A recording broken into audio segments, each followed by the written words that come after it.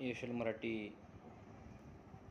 या अभ्यासपत्रिकेतील आपण पद्य विभागाला बऱ्याच दिवसापासून सुरुवात केलेली आहे.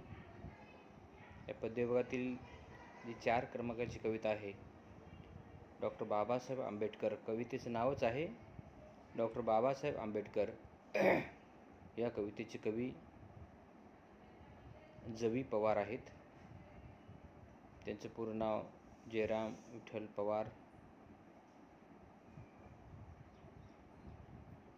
जन्म 1944 मध्ये झालेला आहे. कवी जयराम पवार हे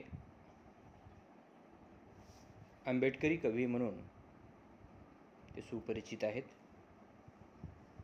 साठोतरी आंबेडकर चळवळीचे नेतृत्व करणारे एक खंदे समर्थक म्हणूनही त्यांच्याकडे पाहिलं जातं. त्यांचा एक महत्त्वाचा आणि खूप गाजलेला असा कविता संग्रह आहे, जे आंबेडकरी साहित्यामध्ये महत्त्वाची नोंद झालेली आहे. त्याचं नाव आहे नाकेबंदी. हा जवी पवारांचा कविता संग्रह आहे. याशिवाय त्यांची बलिदान नावाची कादंबरी आहे आणि काही संपादनसुद्धा त्यांनी केलेले आहेत. त्या संपादन ग्रंथाचं नाव आहे उच्छ्वास युगंधराचे. अशा प्रकारे या कवीचा थोडक्यात आपण परिचय पाहिलेला आहे. तर कवी प्रत्यक्ष डॉक्टर बाबासाहेब आंबेडकर या कवितेमध्ये काय म्हणतात ते आपण पाहणार आहोत. तू निघालास तेव्हा काळोखाचं राज्य होतं, सूर्यफुलांनी पाठ फिरवली होती, मळवाट्याने जायचे नाकारलेच तेव्हा खाच खळग्याने तुझे स्वागत केले. जेव्हा डॉक्टर बाबासाहेब आंबेडकर समाज बदलासाठी, समाज परिवर्तनासाठी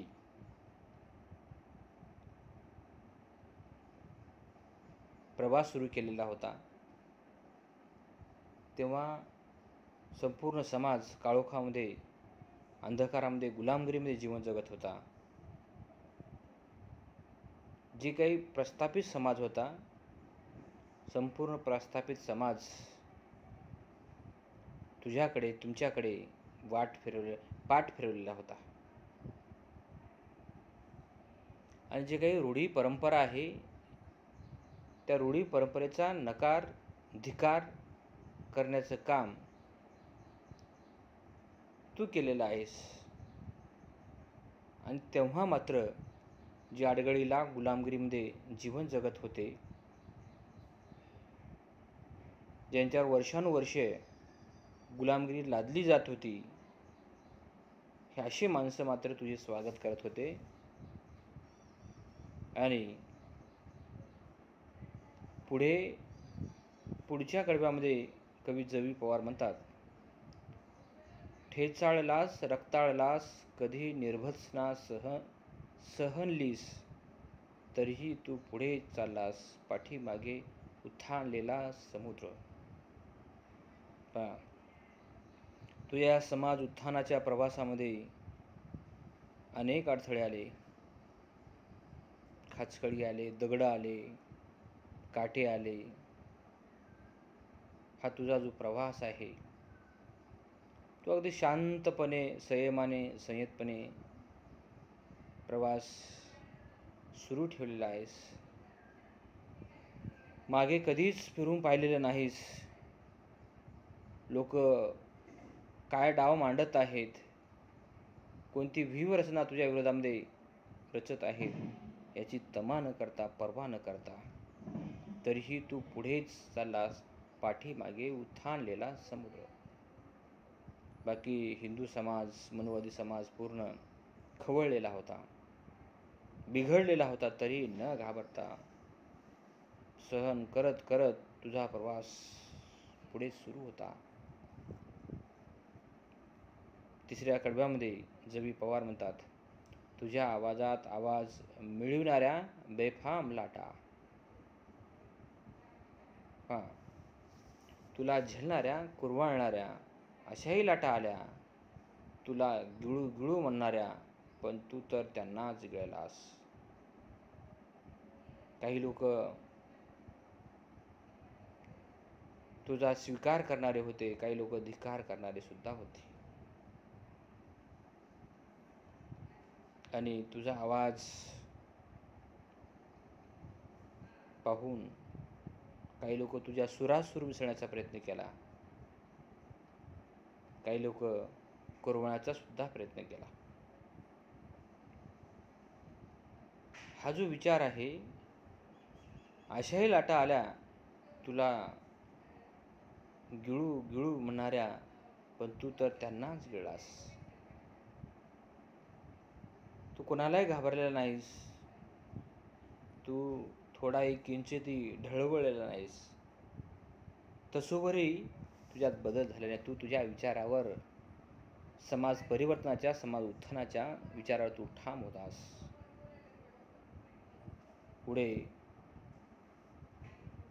जवी पवार म्हणतात, तू झालास परिस्थितीवर स्वार आणि घडविलास नवा इतिहास. तू झालास मूक समाजाचा नायक आणि जागा केलास उभा बहिष्कृत भारत.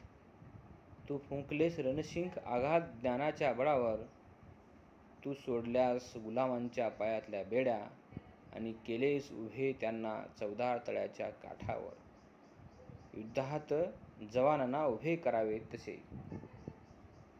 अशा प्रकारचा नवा इतिहास निर्माण करण्याचं काम बाबासाहेबांनी केलेलं आहे. समाजाचा नायक, समाजाचा जवान,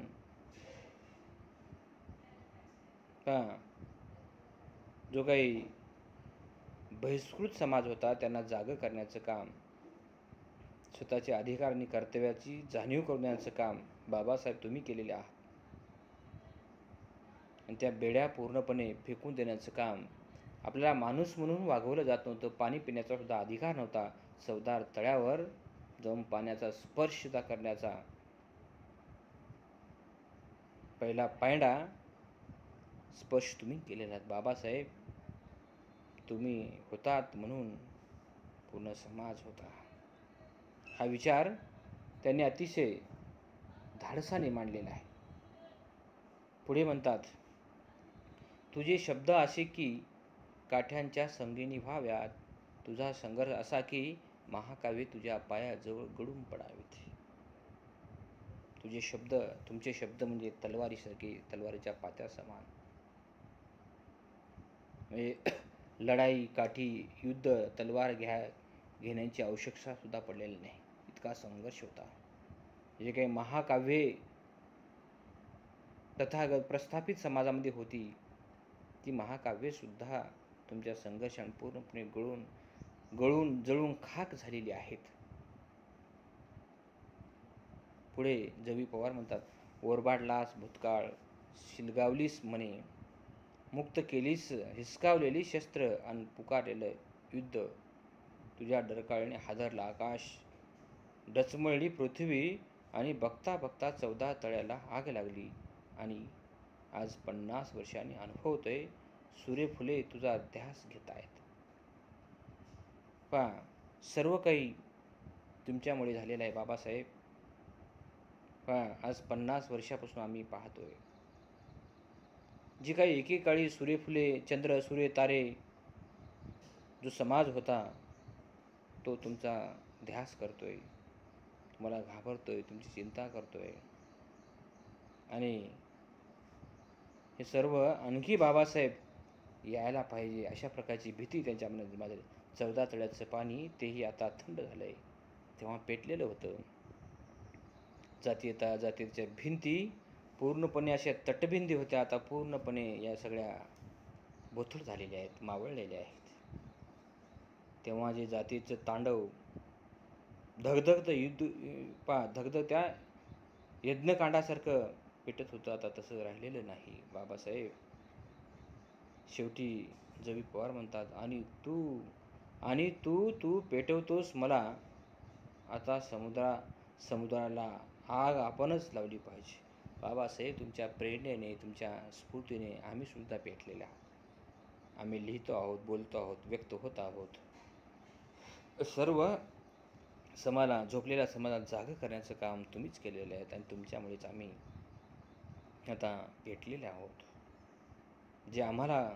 जे समाज संपवत आहे त्यांना सुद्धा संपवण्याची तयारी, क्षमता आमच्यामध्ये राहिलेली आहे. अशा प्रकारचा विचार डॉक्टर बाबासाहेब आंबेडकर या कवितेमध्ये जवी पवार यांनी मांडलेला आहे.